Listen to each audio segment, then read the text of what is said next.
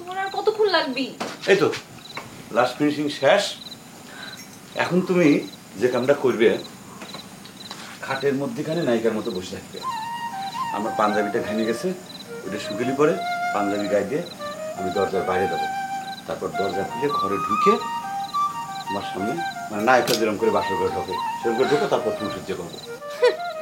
সিনেমার মধ্যে নায়িকারা ঘরে বসে থাকে আর নায়করা ঢুকে, তুমি তো ভিলেন। ও ভিলেন তো আমি যখন মঞ্চে অভিনয় করি, এখন তো আমি নায়ক, তুমি হচ্ছে নায়িকা। গুড়ার ডিমের নায়ক তুমি, তুমি ভিলেন, সবখানে ভিলেনই করতেছো। এটা কোনো বিয়া হইলো? বধূ বরণ নাই, বাড়ি ঢোকার সাথে সাথে বউ ফিট। তুমি আমারে কবা কিসের জন্য তুমি বাড়ির কাউরে না জানায় বিয়ে করবার গেছিলা? ইডাই তো রাজনীতি শোনা। এই শোনো, আমার দুই ভাই ভাবি করে শোনা কয়ে ডাকে, আমিও তোমাকে শোনা কয়ে ডাকবো। এই তুমি না ঘোষণা দিলা এই অত্র এলাকার সেরা সুন্দরী বউ আমি? অবশ্যই। তালি পরে কিসের জন্য তাগরের সাথে মিলায় আমার সোনা কয়ে ডাকবে? তাই তো, এটা তো খুব ভালো একটা পয়েন্টের কথা কইছো তুমি। তোমাকে তো শোনা কয়ে ডাকা যাবি না, তোমাকে আমি কি কয়ে ডাকবো কও তো? আমি আমি তোমাকে মণি কয়ে ডাকবো, মানে সাপের মাথার মণি, সবচেয়ে দামি যেটা, মানে কুক্কু সাপের মাথার মণি।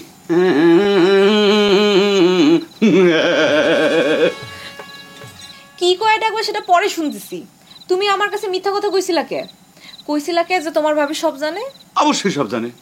আমাদের প্রেমের হিস্টোরি খালি ভাবি কিসের জন্য, অত্র গ্রামের সমস্ত মানুষজন, সাধারণ জনগণ সবাই জানে, আবাল বৃদ্ধ বনিতা, বুড়িয়ে দুড়িয়ে কাচ্চা বাচ্চা সব জানে। খালি আমার প্রেমের সিটিটা ধরা পড়ার পরের থেকে আমাকে বাড়ি তোমার আশাটা নিষেধ হয়ে গেছে, এই তো। এখানে প্রেমের কথা হচ্ছে না, তুমি আমারে সেই জবাব দাও কিসের জন্য তুমি বাড়ির সবাইরে না জানায় বিয়ে করবার গেছিলা? ও মনি, আমি তো করছি, এটা হলো রাজনীতি। আমি যদি আমার পরিবারের মানুষজনকে কথাটা জানা যাইতেম, তারপরে তারা কিন্তু একটা ঝামেলা বাধা দিত, এই খবরটা লিক হয় তোমার বাপের কানে চলে যেত, তারপরে তোমার আব্বা ভিলেনের মতো তোমাকে আসপের দিত না, তোমাকে আটকা ফালা দিত। তাই বলি এমন মরা মরা বিয়ে হবি? বধূ বরণ নাই, নিজের বাসা নিজে বসে বসে সাজাইতেছেও। অমনি সকলেই তো অন্যের সাজানে বাসর করে ফুল সহ্য করে, আমরা দুইজন মিলে কত ফুর্তি করে বাসর ঘর সাজাইলাম।